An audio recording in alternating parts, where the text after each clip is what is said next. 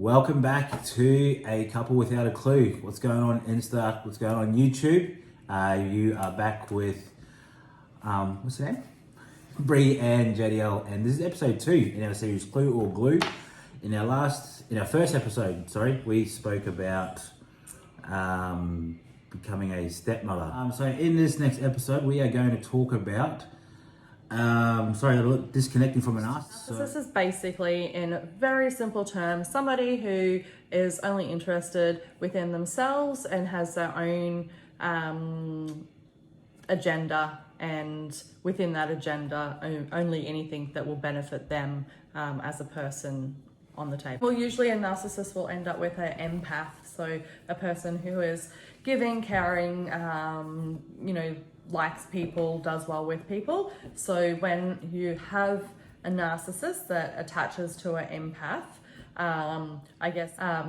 so a narcissist, will kind of prey on those kind of people, and then will somehow make the other person feel lesser. And the I think happen quite a fair bit. Can happen quite a fair bit with a narcissist.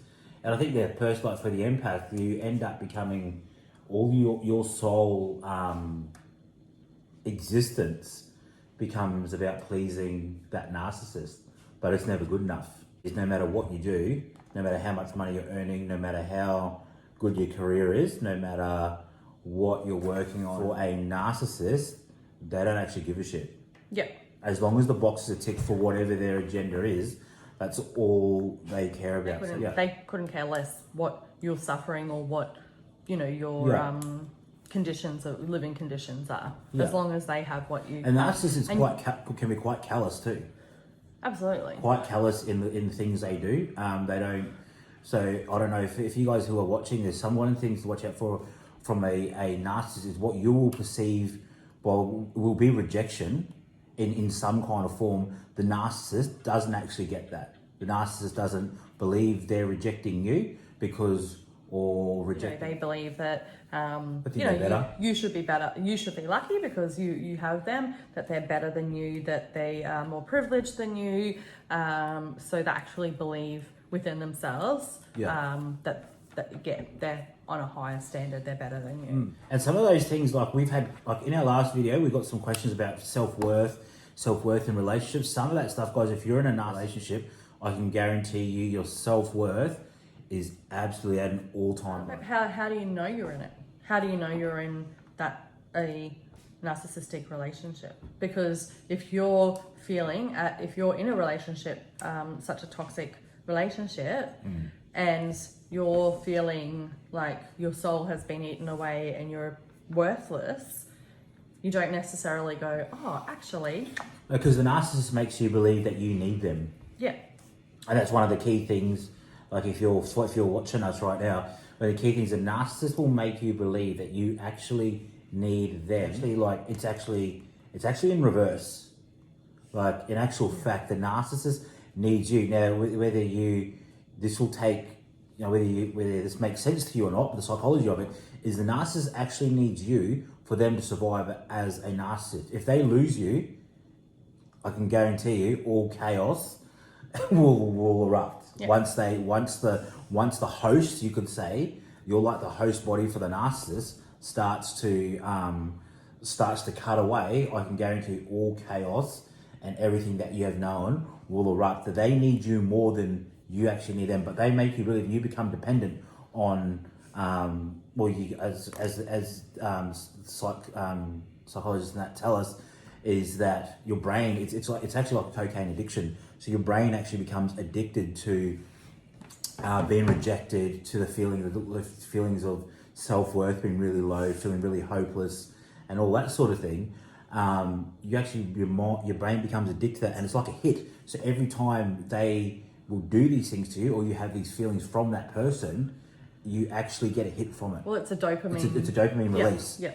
So you become dependent on that, and it actually becomes really, really hard to disconnect from. So here we go into how I disconnected from a narcissist. The first thing I had to do, once I realized that I had been in a narcissistic relationship for nearly 10 years, first thing I did was, for me, and this is not, I'm not saying you have to do this, but I actually had to cut all communication. And that's a really harsh realization to come to when you know, because what happens is your brain starts telling you all these things about, one thing to have with me was, well, we had such a good, good relationship. Well, did we really? And then you start to actually, but we got kids or whatever, or we had such good times here. And that's the narcissist actually knows you think like that and will play on it. They'll actually play and prey on you thinking that way. So I stopped all communication, all forms of communication, which is really difficult when you're doing co-parenting, when you have two kids going 50-50 between two houses. Really, really difficult. Set up strong boundaries around a very extreme modified communication. And in my case, I had to cut it. So whilst JDL, was trying to heal and wasn't in direct contact of the effects, then it kind of turned to me. So it was power and control over me to kind of get to JDL. Because that's how, a narcissist feeds off. Yeah, it was really interesting actually, because it actually just switched. So instead of going from me, it went to her, but then it was actually it was via proxy to me kind of thing. Like it was use her to go, use Bree to get through to me. And yeah, it's a real power. I had to cut all the communication and just put a stop to it. It took a lot, and what that did was allowed us some time to heal as a couple, or for me to heal, because I'd become quite self-destructive actually. Yeah.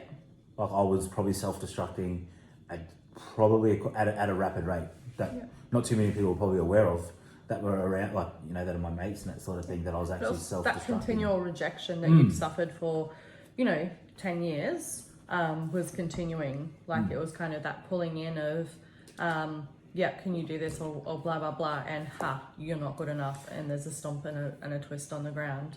I was used to that. And I would just accept it.